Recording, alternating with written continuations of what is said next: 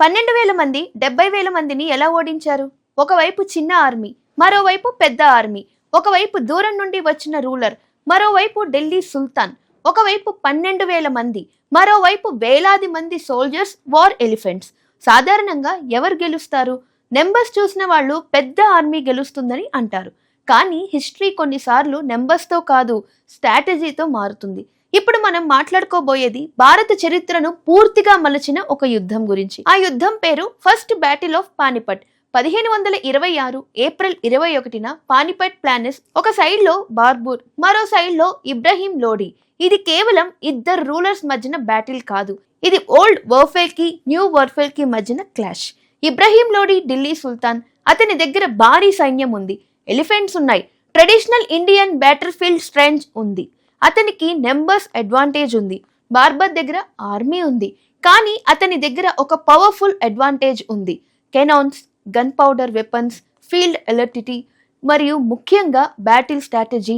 ఇది మనకు ఒక లెసన్ ఇస్తుంది. హిస్టరీలో విజయం ఎప్పుడు ఎక్కువ మంది ఉన్న వారికి మాత్రమే రాదు, టెక్నాలజీని, ప్లానింగ్ని, టైమింగ్ని సరిగ్గా వాడిన వారికి వస్తుంది. బార్బర్ తన ఆర్మీని సింపుల్గా బ్యాటిల్ ఫీల్డ్లో నిలబెట్టలేదు. అతని డిఫెన్సివ్ అరేంజ్మెంట్ చేశాడు, క్యాటర్స్ ఉపయోగించి ప్రొటెక్షన్ లైన్ క్రియేట్ చేశాడు, క్యావలరీ మూవ్మెంట్ కి స్పేస్ ఇచ్చాడు, ఎనిమీ ఆర్మీ ముందుకు వస్తే కన్ఫ్యూజన్ క్రియేట్ అయ్యేలా సెటప్ చేశాడు. ఇబ్రహీం లోడి ఆర్మీ లార్జ్ అయినా కోఆర్డినేషన్ ప్రాబ్లం వచ్చింది. వార్ ఎలిఫెంట్స్ ముందు వచ్చాయి, షోల్డర్స్ హ్యూజ్ నెంబర్లో మూవ్ అవుతారు, కానీ కెనాన్ సౌండ్స్, స్మోక్, ఇంపాక్ట్ వల్ల బ్యాటిల్ ఫీల్డ్ లో పానిక్ క్రియేట్ అయ్యే అవకాశం ఉంది. ఆ కాలంలో గన్ పౌడర్ వార్ఫేర్ కొత్త షాక్ వాల్యూ ఇచ్చింది. ఇక్కడే పానిపట్ ఇంపార్టెన్స్ ఉంది. ఇది కేవలం ఒక కింగ్ డిఫెక్ట్ కాదు, ఇది ఇండియన్ బ్యాటిల్ ఫీల్డ్ లో గన్ పౌడర్ ఏజ్ కి పెద్ద సిగ్నల్. ఇది ఢిల్లీ సుల్తాన్ ఎండ్స్ కి మార్గం, ఇది మొఘలై రూల్స్ బిగినింగ్ కి ఫౌండేషన్. ఒక చిన్న బ్యాటిల్ రిజల్ట్ తర్వాతి శతాబ్దాల ఇండియన్ హిస్టరీని ప్రభావితం చేసింది. ఇబ్రహీం లోడి బ్యాటిల్ ఫీల్డ్ లో చనిపోయాడు, ఢిల్లీ మీద కంట్రోల్ మారిపోయింది, మొఘల్ సామ్రాజ్యానికి డోర్ ఓపెన్ అయింది. కానీ ఈ యుద్ధాన్ని మనం కేవలం బార్బర్ ఓన్ లోడి లాస్ట్ గా చూస్తే డెప్త్ మిస్ అవుతుంది. ఇది ఒక స్ట్రాటజిక్ కేస్ స్టడీ. ఒకవైపు ఓల్డ్ పౌడర్ స్ట్రక్చర్, మరోవైపు న్యూ మిలిటరీ టెక్నాలజీ, ఒకవైపు నెంబర్స్, మరోవైపు టాటిక్స్, ఒకవైపు ఎలిఫెంట్స్, మరోవైపు కెనాన్స్. హిస్టరీలో చాలా టర్నింగ్ పాయింట్స్ ఇలా కనిపిస్తాయి. మొదట అవి ఒక బ్యాటిల్ లా కనిపిస్తాయి, కానీ తర్వాత అవి ఎంటైర్ సివిలిజన్ డైరెక్షన్ ని మార్చేస్తున్నాయి. ఫస్ట్ బ్యాటిల్ ఆఫ్ పానిపట్ కూడా అలాంటిదే. ఇక్కడ ఇంట్రెస్టింగ్ క్వశ్చన్: ఇబ్రహీం లోడీకి పెద్ద ఆర్మీ ఉన్నప్పుడు ఎందుకు ఓడిపోయాడు? ఆన్సర్ సింపుల్ గా చెప్పాలంటే సైజ్ ఎలాన్ ఎనఫ్ కాదు. Army discipline, battle field, communication, weapons, leaders, strategy అన్ని ఈక్వాలిటీ ఇంపార్టెంట్. బార్బర్ కూడా పర్ఫెక్ట్ సిచ్యువేషన్ లో లేడు. అతను దూరం నుంచి వచ్చాడు, అతని ఆర్మీ చిన్నది, అతనికి లోకల్ సపోర్ట్ లిమిటెడ్, కానీ అతని స్ట్రెంగ్త్ బ్యాటిల్ ఫీల్డ్ ఇన్నోవేషన్. ఇప్పుడు బ్యాటిల్ కి 500 ఇయర్స్ యాంగిల్ వచ్చింది.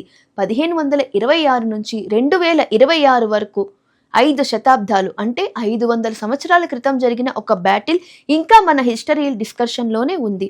ఎందుకంటే అది బ్యాటిల్ తర్వాత ఇండియా రాజకీయ మ్యాప్ మారిపోయింది, మొఘలై రూల్స్ ప్రారంభమయ్యాయి. తర్వాత అక్బర్, జహంగీర్, షాజహాన్ లాంటి రూరల్ ఇండియన్ హిస్టరీలోకి వచ్చారు. అంటే ఒకరోజు పానిపట్లో జరిగిన యుద్ధం తర్వాతి 200 సంవత్సరాలకి పైగా ఇండియన్ హిస్టరీ మీద షాడో వేసింది. ఇప్పుడు ఊహించండి, పానిపట్ ప్లాన్స్ లోని డస్ట్ ఎగురుతోంది.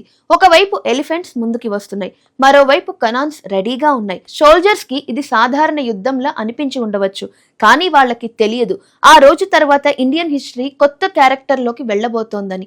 అదే first battle of Panipat power. చివరిగా ఒక లైన్ గుర్తుపెట్టుకోండి: హిస్టరీని మార్చేది ఎప్పుడు పెద్ద ఆర్మీ కాదు, కొన్నిసార్లు చిన్న ఆర్మీ దగ్గర ఉన్న కొత్త ఆలోచన పెద్ద సామ్రాజ్యాన్ని కూల్చేస్తుంది.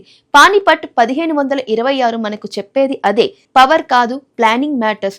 ఒక యుద్ధం కాదు, ఒక యుద్ధం అక్కడి నుండి మొదలైంది అని.